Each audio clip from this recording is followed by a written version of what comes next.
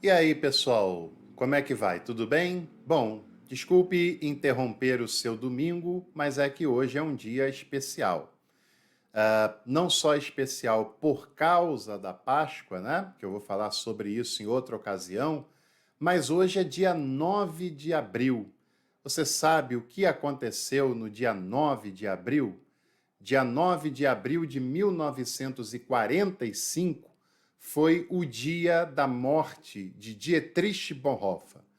Uma data lamentável que a gente deve se lembrar, lamentar e se manter em alerta para que algo como aquilo nunca mais aconteça.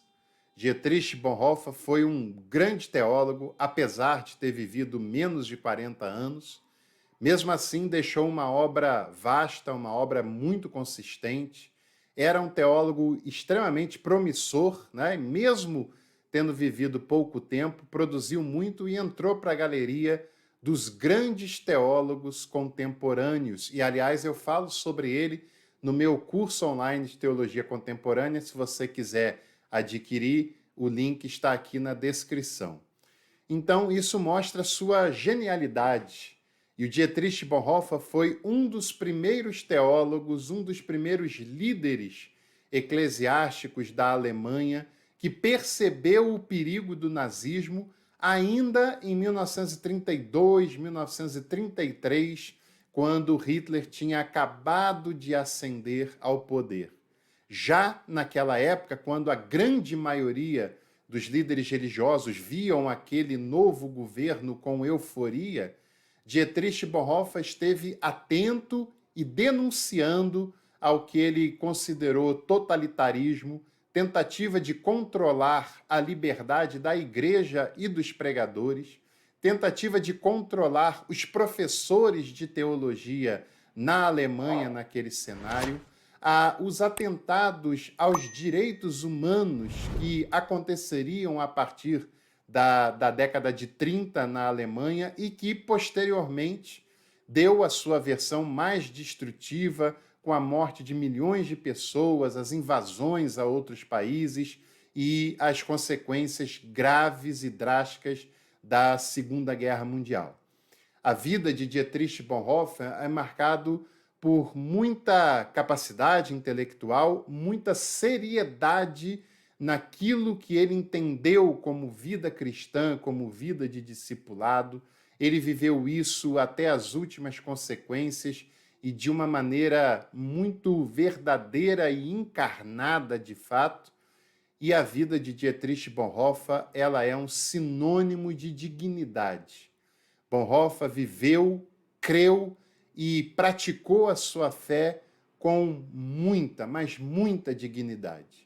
Não sei se você sabe, mas o Bonhoeffer ele teve várias oportunidades de sair da Alemanha durante o regime nazista, porque já estavam de olho nele, ele seria preso, ele sabia daquilo.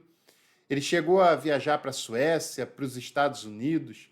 Seus amigos não queriam que ele retornasse para a Alemanha, mas num determinado momento ele disse: se eu ficar longe da Alemanha, no momento mais crítico, no momento em que mais se precisa dos cristãos de verdade naquele lugar, eu serei uma contradição ambulante com tudo aquilo que eu creio e prego e escrevo na minha obra.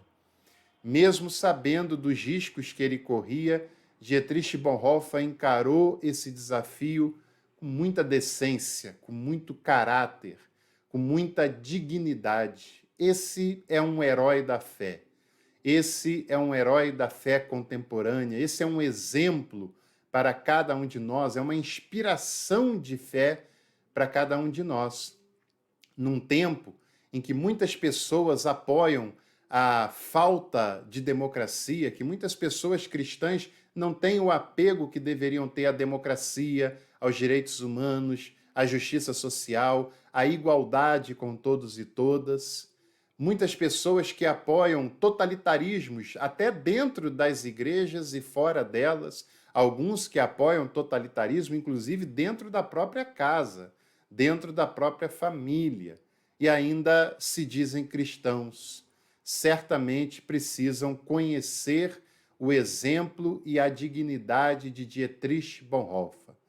Bonhoeffer dizia que a graça é barata quando nós apenas selecionamos o que nos convém, porque a graça pode ser gratuita para nós, mas ela custou um alto preço daquele que a garantiu para cada um de nós.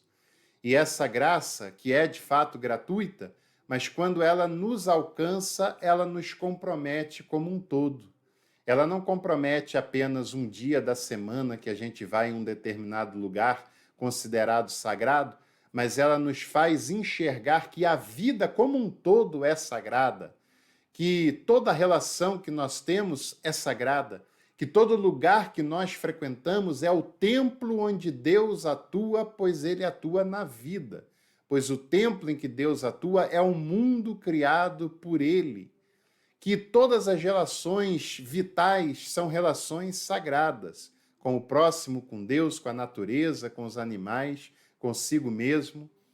Dietrich Bonhoeffer nos ensina que a graça nos compromete como um todo, que o modo como eu trato o meio ambiente, o modo como eu vivo a fé, o modo como eu sou chamado para o engajamento, para a luta em favor dos menos favorecidos, como eu trato as pessoas, como eu trato a natureza, é uma maneira de vivermos o discipulado cristão. Ser discípulo é muito mais profundo do que ser membro de uma igreja.